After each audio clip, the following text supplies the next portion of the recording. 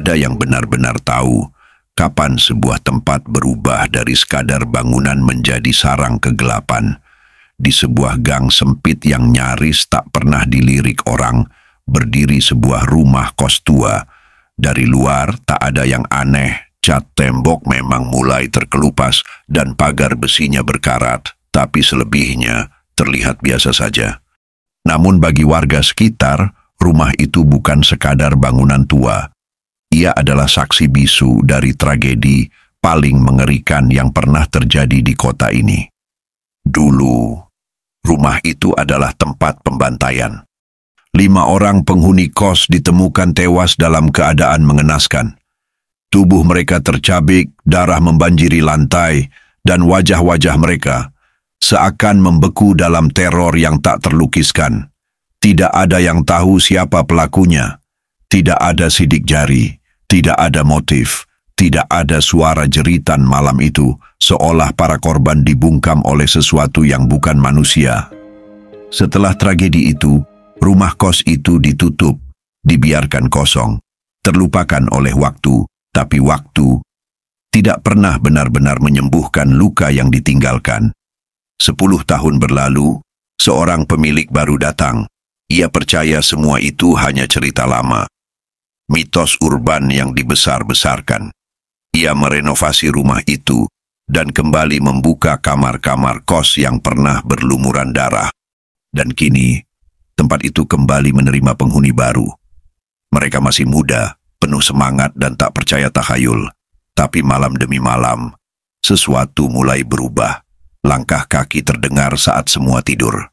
Cermin berkabut, bau amis yang datang entah dari mana, dan suara ketukan dari dalam lemari yang tak pernah bisa dibuka. Mereka tidak tahu bahwa setiap dinding di rumah itu masih mengingat teriakan, setiap lantai masih menyimpan rasa takut, dan setiap malam arwah yang belum tenang menagih balas dendam. Selamat datang di kos-kosan bekas pembantaian, tempat di mana tidur bukan jaminan kau akan bangun kembali. Kos tua itu berdiri di ujung gang kecil yang jarang dilewati orang. Dindingnya kusam, dipenuhi lumut, dan pagar besinya berderit setiap kali disentuh angin. Setelah bertahun-tahun kosong, akhirnya tempat itu dibuka kembali untuk umum. 3 orang penghuni baru datang di minggu yang sama. Yang pertama adalah Rani, mahasiswa perantauan yang mencari tempat tinggal murah dekat kampus. Ia memilih kamar nomor 3, tak tahu bahwa kamar itu adalah salah satu tempat terjadinya pembantaian dulu. Yang kedua, Maya, seorang pegawai butik yang selalu pulang malam. Ia menempati kamar nomor 1 di dekat tangga. Dan yang terakhir, Yudi, pria pendiam yang kerja di bengkel. Ia menempati kamar 5 di ujung lorong. Awalnya semua tampak normal, sampai malam pertama Rani menginap. Pukul 2:14 dini hari, ia terbangun dengan tubuh dingin dan napas tak teratur. Matanya tertuju pada sudut kamar. Di sana, berdiri sosok hitam, tinggi, tanpa wajah. Ia menatap Rani, atau entah apa yang dilakukannya, karena wajahnya tidak ada. Saat Rani berkedip, sosok itu lenyap. Di malam yang sama, Maya mendengar suara derit dari atas lemari, seperti kuku menggores kayu. Suara itu terus terdengar, meski lampu kamar dinyalakan. Saat ia mendekat, suara itu berhenti. Yudi? Ia mengaku mendengar suara ketukan dari dinding sebelah.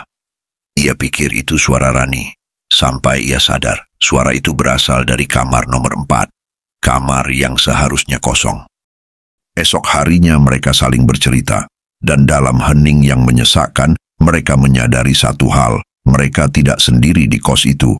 Ada sesuatu yang tinggal bersama mereka, dan malam-malam berikutnya tidak akan pernah sama lagi. Sudah 3 hari sejak Rani, Maya, dan Yudi mulai mencurigai bahwa ada sesuatu yang aneh di rumah kos itu. Mereka tidak banyak bicara soal kejadian malam-malam sebelumnya, tapi ketegangan terasa di antara mereka. Setiap kali bertemu di dapur atau teras, selalu ada jeda hening yang tidak nyaman. Malam itu, sekitar jam 10, Maya baru pulang kerja. Saat membuka pintu pagar, ia melihat lampu kamar nomor 4 menyala. Ia berhenti sejenak. "Loh, bukannya kamar itu kosong?" ucap dalam hatinya. Ia sempat berpikir mungkin ada penghuni baru yang belum sempat dikenalkan oleh pemilik kos. Tapi saat ia berjalan pelan di lorong, suara TV samar terdengar dari dalam kamar 4. Bukan siaran berita, bukan sinetron, lebih seperti suara orang mengaji. Terdengar lirih, mengulang-ulang, dan pelan-pelan menghilang. Maya tidak berani mengetuk. Ia hanya mempercepat langkah ke kamarnya sendiri. Keesokan harinya ia memberanikan diri bertanya ke ibu kos. "Bu, kamar nomor 4 udah ada yang nempatin ya?" Si ibu kos menatap Maya, agak heran. "Belum kok, masih kosong. Kuncinya aja masih saya pegang." Maya tidak menjawab. Ia hanya mengangguk pelan. Tapi malam itu, ia tidak bisa tidur. Di waktu yang hampir sama, Yudi mendengar ketukan lagi, 3 kali. Pelan, tapi jelas. Kali ini bukan dari dinding, tapi dari jendela kamarnya sendiri. Ia membuka tirai, tapi tak ada siapa-siapa di luar. Hanya halaman belakang yang gelap dan basah setelah hujan. Ia membalikkan badan. Dan saat itu juga lampu kamarnya padam. Bersamaan dengan itu, suara ketukan terdengar lagi. Kali ini dari dalam kamar. Ia tidak bisa tidur sampai pagi. Sementara Rani di kamar nomor 3 mulai merasa ada yang aneh dengan lemari kayu di sudut ruangan.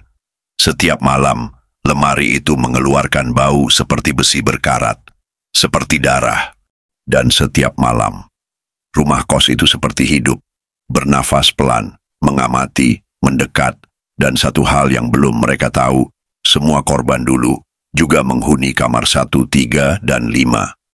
Hari keempat di rumah kos itu mulai terasa berat bagi Rani, bukan karena aktivitas kampus, tapi karena sesuatu yang tidak bisa dijelaskan logika. Lemari tua di kamarnya terus mengeluarkan bau aneh. Awalnya samar, seperti bau besi karat, tapi makin lama, makin kuat, seperti bau darah yang mengering. Ia sudah menyemprot pengharum ruangan, mengganti pengisi lemari, bahkan sempat mengelap bagian dalamnya dengan alkohol, tapi baunya tetap ada, seolah menolak diusir. Satu malam sekitar jam 3 pagi, Rani tidak tahan. Ia bangun, menyalakan lampu, dan menyeret lemari itu menjauh dari dinding. Lantainya basah, ada genangan kecil yang kental berwarna gelap kecoklatan tepat di bawah lemari. Ia sentuh lantainya dengan tisu. Bau logam langsung menyengat. Ia tidak tahu dari mana cairan itu berasal. Dindingnya kering, atap tidak bocor. Tapi lantai terus basah di tempat yang sama. Keesokan paginya, Rani memanggil Yudi untuk bantu memindahkan lemari. Saat mereka dorong bersama, Yudi berkata pelan, "Kok kayak ada bekas goresan ya di lantai?" Dan benar saat lemari digeser seluruhnya. Terlihat goresan melingkar, seperti bekas paku atau logam tajam yang digesek berkali-kali. Di tengah goresan itu, terlihat sesuatu mencuat dari lantai. Sepotong kain putih kecil, setengah terkubur di sela-sela ubin. Yudi mencoba menariknya. Tapi begitu kain itu ditarik, mereka berdua mendengar bunyi seperti sesuatu jatuh di dalam lemari, padahal lemari kosong. Dan tiba-tiba, lampu kamar padam. Seperti kejadian malam sebelumnya di kamar Yudi. Mereka berdiri diam, hening. Hanya suara napas masing-masing yang terdengar. Dalam gelap, Rani berkata pelan, "Kayaknya kita harus cari tahu soal tempat ini." Dan itulah malam di mana mereka memutuskan untuk menyelidiki rumah kos itu. Bukan lagi sebagai penghuni, tapi sebagai saksi hidup dari sesuatu yang belum selesai. Hari Sabtu sore, Rani, Yudi, dan Maya duduk bertiga di teras belakang. Matahari mulai turun, langit menguning. Tidak ada suara selain gesekan angin di pohon pisang. "Aku udah nggak tahan," kata Maya akhirnya. "Tiap malam ada yang jalan di depan kamarku. Tapi pas kulihat, nggak ada siapa-siapa. Cuman lantai yang basah, kayak bekas tapak kaki. Yudi mengangguk pelan. Mending kita cari tahu, tanya-tanya warga sekitar, atau gali arsip kelurahan, mungkin ada catatan soal rumah ini. Dan itulah yang mereka lakukan keesokan harinya. Di kantor kelurahan, mereka bertemu seorang staf tua yang awalnya malas menanggapi. Tapi begitu mereka sebut alamat rumah kos itu, raut wajah pria itu berubah. Rumah yang di ujung gang kecil itu, katanya pelan. Itu rumah lama. Dulu sempat jadi TKP pembunuhan, tapi nggak pernah terungkap pelakunya. Ia mengambil satu map lusuh dari rak belakang, membuka halaman demi halaman. Di sana tertulis laporan tahun 2013. 5 orang ditemukan tewas di dalam rumah itu. 2 laki-laki, 3 perempuan, semuanya kos di tempat yang sama. Yang membuat mereka bergidik adalah nomor kamar korban, kamar 1, 3, 4, dan 5. Kamar 4 bahkan disebut paling parah. Penghuninya hilang 2 hari sebelum ditemukan tewas terkunci di dalam lemari. Polisi menyebut kasus itu ganjil. Tidak ada tanda perlawanan, tidak ada sidik jari, dan tidak ada jejak pelaku. Mereka membaca diam-diam laporan itu di ruang tunggu, sampai Maya menemukan lembaran kecil yang terselip di balik map. Sebuah salinan halaman buku harian korban kamar 4. Tulisannya berantakan, dan di bawahnya tertulis satu kalimat terakhir. Kalau kamu baca ini, jangan tidur di kamar 4, jangan buka lemari. 3 dari mereka menatap satu sama lain, dan mereka tahu apapun yang pernah terjadi di rumah itu belum selesai. Malam-malam itu akan terus datang, sampai satu pintu terakhir dibuka. Malam itu langit gelap total. Tidak ada bintang, hujan turun rintik-rintik tapi cukup deras untuk membuat seluruh lantai rumah terasa lembab.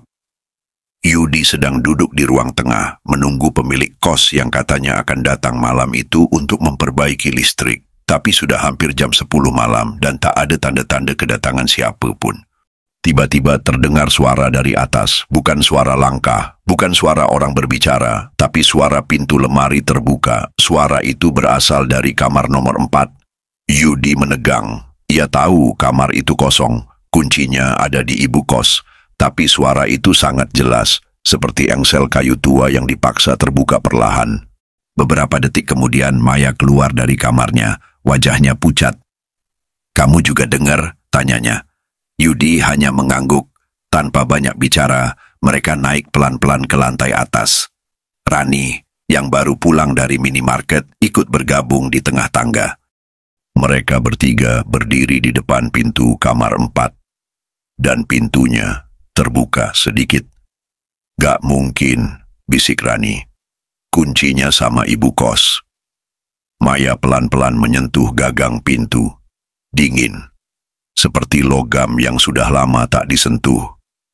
Ia mendorong pintunya pelan. Kamar itu kosong gelap, bau lembab dan karat langsung menyergap hidung mereka. Dan di sana, di sudut kamar, lemarinya terbuka. Pintu kirinya menganga seperti baru saja dibuka paksa. Di dalamnya tak ada pakaian, tak ada gantungan. Hanya cermin kecil yang menempel di bagian dalam pintu kanan, berdebu tapi masih utuh. Lalu Yudi berkata, pelan, hampir seperti berbisik ke dirinya sendiri. Cerminnya kayak baru, padahal tak ada yang pernah masuk kamar itu selama bertahun-tahun. Maya melangkah maju, matanya tak lepas dari cermin. Tapi sebelum sempat mendekat, cermin itu berembun sendiri, meskipun ruangan itu dingin dan tidak ada orang bernapas di depannya. Tiba-tiba pintu lemari menutup sendiri, keras, seperti ada yang membantingnya dari dalam. Mereka semua mundur, napas memburu, dan satu hal kini menjadi jelas, apapun yang dulu tinggal di kamar itu, belum pergi. Ia hanya menunggu pintunya terbuka, dan sekarang ia bangun. Sejak malam itu, setelah pintu kamar 4 terbuka dan lemari menutup sendiri, semuanya berubah. Tidak ada lagi malam yang terasa tenang di kos itu. 3 hari berturut-turut mereka bertiga, Rani, Maya, dan Yudi, mengalami mimpi buruk. Anehnya, isi mimpi mereka hampir sama. Di malam pertama, Rani bermimpi berjalan di lorong kos. Lampu-lampu mati satu persatu di belakangnya. Saat ia berbalik, ia melihat seseorang berdiri jauh di ujung lorong. Sosok perempuan dengan gaun putih panjang. Rambutnya menutup wajah, tangannya menggenggam sesuatu yang meneteskan darah. Perempuan itu berkata pelan, tapi jelas, "Aku belum selesai." Rani terbangun dengan keringat dingin. Malam kedua, Maya bermimpi ia berada di dalam kamar 4. Lemarinya terbuka, tapi cermin di dalamnya menampilkan sesuatu yang bukan bayangannya. Di dalam cermin, ia melihat dirinya berdiri. Tapi di belakangnya ada seseorang lain. Seseorang yang seharusnya tidak ada di sana. Sosok itu menyentuh bahunya dalam mimpi, dan Maya terbangun dengan bekas memar di bahu kanannya. Malam ketiga, giliran Yudi. Ia bermimpi ada suara ketukan dari bawah tempat tidurnya. Ketukan itu terus memanggil, seperti kode. 3 ketukan, hening, lalu 2 ketukan cepat, dan suara berbisik, "Tolong, buka kami." Saat ia terbangun, ia benar-benar mendengar ketukan itu, bukan dari mimpi, dari bawah tempat tidurnya sendiri. Tapi saat ia mengangkat sprei, tak ada apa-apa, hanya lantai kosong. Paginya mereka saling cerita, dan makin jelas mimpi mereka saling berkaitan. Satu sosok, satu pesan. Mereka tidak tahu siapa makhluk itu, tapi yang pasti bukan cuma satu arwah yang tertinggal di sana. Dan mereka mulai merasa bukan hanya diganggu, tapi diajak, ditarik masuk ke rahasia yang dikubur di rumah itu. Ke pembantaian yang tak pernah selesai, dan ke lemari yang seharusnya tidak pernah dibuka. Hari itu, Maya tidak keluar kamar. Rani mengetuk pintunya berkali-kali, tapi tak ada jawaban. Biasanya, Maya bangun pagi, mandi, lalu langsung berangkat kerja. Tapi pagi itu, pintunya terkunci dan tidak ada suara dari dalam. Sore harinya, Yudi mencoba mengintip lewat celah jendela. Tirainya tertutup rapat, tapi ia sempat melihat bayangan Maya berdiri, menghadap dinding, diam. Rani akhirnya menghubungi kantor tempat Maya bekerja, dan mereka bilang Maya sudah 2 hari tidak masuk kerja, tanpa kabar. Malamnya, sekitar jam 11, Rani baru saja hendak tidur saat mendengar pintu kamar Maya terbuka. Ia mengintip dari balik tirai. Maya keluar, tapi ada yang aneh. Langkahnya pelan dan kepalanya sedikit menunduk. Rambutnya tergerai menutup sebagian wajah. Ia tidak membawa apa-apa, hanya berjalan menuju tangga dan naik ke lantai 2, ke arah kamar 4. Rani langsung keluar dan memanggilnya. "Maya!" Tapi Maya tidak menoleh. Ia tetap berjalan seolah tidak mendengar, seolah bukan Maya. Yudi yang mendengar teriakan Rani segera keluar kamar. Mereka menyusul naik ke atas, tapi saat mereka sampai, kamar 4 kosong, lemarinya terbuka lagi. Dan Maya tidak ada di mana-mana. Mereka mencari ke seluruh sudut rumah, bahkan keluar ke halaman belakang. Tapi hasilnya nihil. Sekitar setengah jam kemudian, Maya tiba-tiba sudah ada di kamarnya, duduk di lantai, matanya kosong, tangan kirinya memegang potongan kain putih kecil, yang sama seperti yang dulu mereka temukan di bawah lemari kamar Rani. Yudi memanggilnya. "Maya?" Ia menoleh perlahan, tatapannya aneh. Bukan seperti orang kerasukan, tapi lebih seperti seseorang yang melihat terlalu banyak. Dan Maya hanya berkata satu kalimat, "Mereka sudah menunjukkan jalannya." Setelah itu, ia pingsan. Maya sadar keesokan paginya. Ia terlihat lemas tapi tenang, seolah baru bangun dari tidur panjang. Tapi begitu diberi air minum dan ditanya soal malam sebelumnya, ia hanya berkata, "Aku nggak ingat apa-apa." Tapi setelah itu, ia mengambil selembar kertas dari dalam tas dan mulai menggambar dengan cepat tanpa bicara. Ada ruangan tersembunyi. Tanpa berlama-lama, mereka bertiga naik ke kamar 4 dan mulai menggali ubin di dekat lemari. Dan benar, mereka temukan pintu kayu kecil menuju ruang bawah tanah. Mereka turun pelan-pelan, ruangannya lembab dan sempit, dindingnya penuh tulisan. Di tengah ruangan itu, mereka temukan koper tua. Di dalamnya ada foto-foto lama, koran usang, dan satu surat pengakuan. Surat itu ditulis oleh pemilik kos sebelumnya, seorang perempuan bernama Sari Wibisono. Yudi menggenggam surat itu dengan tangan gemetar. Jadi, bukan Maya, bukan siapa-siapa dari korban, tapi ibu kos sendiri yang dulu tinggal di sini. Dan saat mereka keluar dari ruang bawah tanah, bau besi dan darah yang selama ini mengganggu, menghilang. Suasana rumah berubah, tidak lagi berat, tidak lagi pengap. Beberapa hari kemudian mereka bertiga menemui warga sekitar dan akhirnya tahu, ibu kos mereka sekarang juga tidak tahu menahu soal masa lalu rumah itu. Ia hanya membeli properti lama, lalu direnovasi sebagian dan disewakan lagi. Mereka menyerahkan surat pengakuan itu ke polisi, meskipun kasusnya sudah terlalu tua untuk dibuka kembali. Dan mereka sekarang hidup dengan damai. Terima kasih sudah menonton. Jika kalian suka video ini, jangan lupa like, share, dan subscribe agar tidak ketinggalan kisah-kisah horor lainnya.